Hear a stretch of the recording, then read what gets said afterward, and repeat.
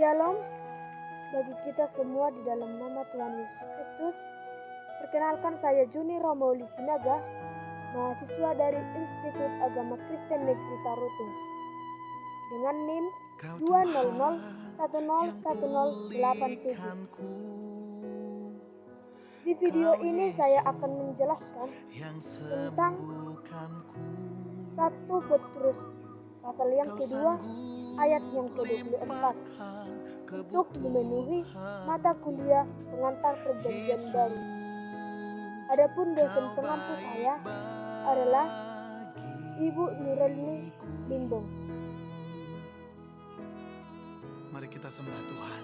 Sebelum saya menjelaskan tentang kitab 1 Petrus pasal yang kedua ayat yang ke-24, baiknya kita mengetahui latar belakang kitab Petrus.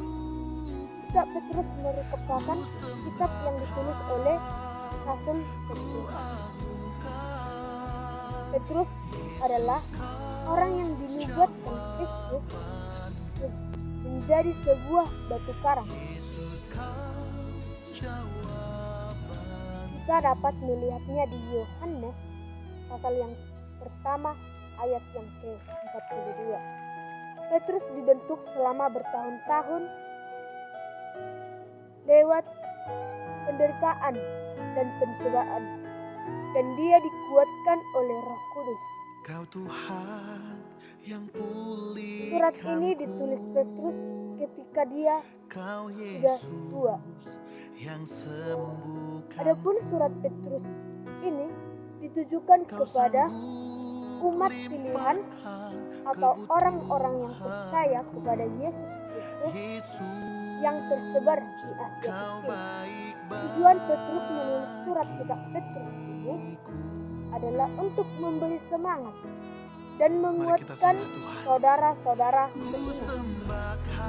Yang kedua, untuk memberi makan kawanan domba Allah, di mana untuk menyinari domba Allah yang telah hilang, domba Allah yang tidak mengenal Kristus menjadi mengenal Kristus lewat penderitaan Injil Petrus, lewat penderitaan kitab Petrus.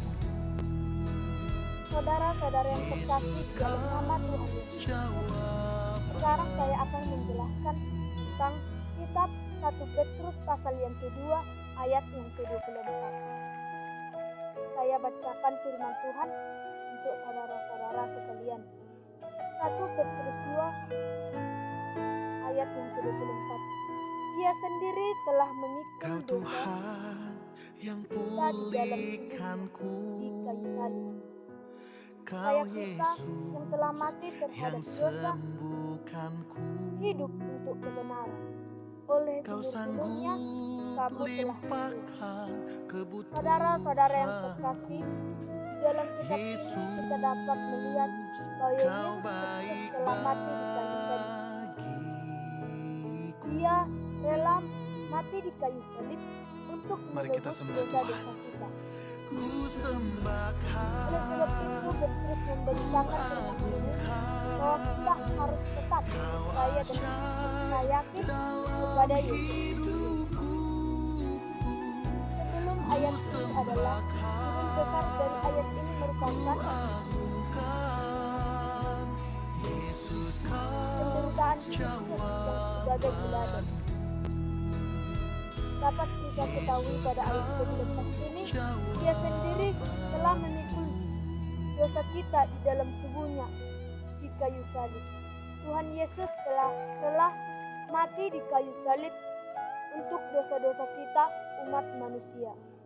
Oleh sebab itu, saudara-saudara yang terkasih, kita dapat menjadikan Yesus Kristus sebagai teladan di hidup kita yang rela mati untuk menebus dosa-dosa kita. Mengapa Tuhan Yesus menebus dosa-dosa kita? Supaya kita jalan di jalan kebenaran menurut kehendaknya. Jalan di jalan kebenaran dengan dosa yang telah sudah dihapuskan. Yesus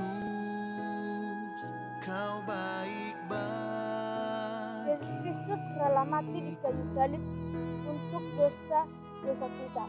Mari kita sembah Tuhan.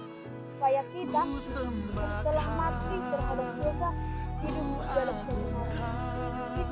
Dosa kita yang telah dihapuskan, kita menjadi hidup di dalam kebenaran, kita menjadi orang yang benar oleh karena kematian Yesus Kristus di kayu salib. Oleh sebab itu, saudara-saudara, dapatkah kita mengatakan bahwa kita adalah orang yang benar? Kita dapat mengatakan bahwa kita orang yang benar jika kita telah mati terhadap dosa itu.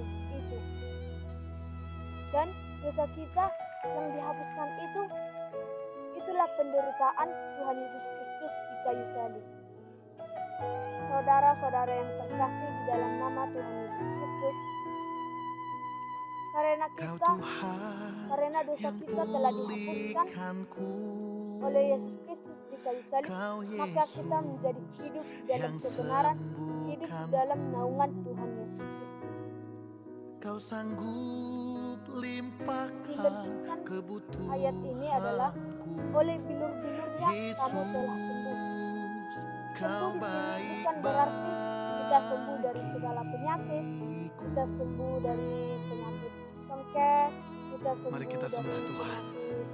Ku sembahkan, kita sembuh dari segala macam penyakit yang menyukai kita. Tapi kita sembuh dari dosa-dosa kita. Tuhan Yesus telah menyembuhkan kita dari dosa-dosa kita melalui Dia menderita di kayu salib.